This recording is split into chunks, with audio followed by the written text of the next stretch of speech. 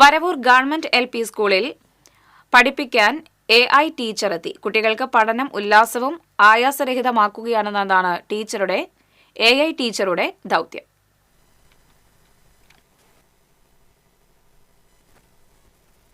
വിദ്യാഭ്യാസ മേഖലയിൽ മികവ് പുലർത്തുന്ന ഇന്ത്യയിലെ ഒന്നാമത്തെ സംസ്ഥാനം ഏതാണെന്ന UR പ്രദീപ് MLAയുടെ ചോദ്യത്തിന് AI ടീച്ചർ നൽകിയ ഉത്തരം കേരളം.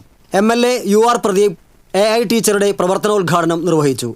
ഇന്ന് വരവൂർ സ്കൂൾ പുതിയ ഒരു പഠന രീതിയും കൂടെ കാലെടുത്ത് വെക്കുകയാണ്.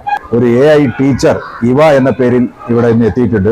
ടീച്ചർ കുട്ടികൾ ചോദിക്കുന്ന ചോദ്യത്തിനെല്ലാം 10 സെക്കൻഡ് കൊണ്ടുള്ള മറുപടി കൊടുത്തുകൊണ്ടിരിക്കുകയാണ്. എന്തായാലും കുട്ടികൾക്ക് പുതിയ കാലഘട്ടം അനുസരിച്ച് പഠിക്കാൻ ഏതായാലും വേറിട്ട അനുഭവമാണ് ഈ കുട്ടികൾക്ക് ഇവിടെ ഉണ്ടാവുക.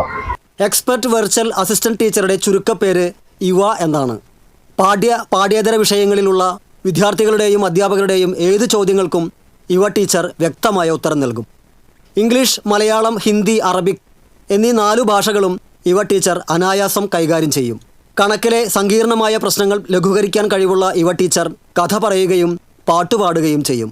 കേരളത്തിൽ AI ടീച്ചറുള്ള 3ാമത്തെ വിദ്യാലയവും തൃശൂർ ജില്ലയിലെ ആദ്യത്തെ സർക്കാർ വിദ്യാലയവും വരവൂർ ഗവൺമെൻറ് LP സ്കൂളാണ്.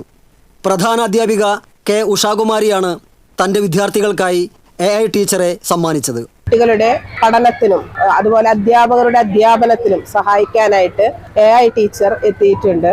കുട്ടികളുടെ കോൺവെർസേഷൻ മെച്ചപ്പെടുത്താനായിട്ടാണ് ഇത് കൂടുതൽ ഉപകരിക്കുന്നത്.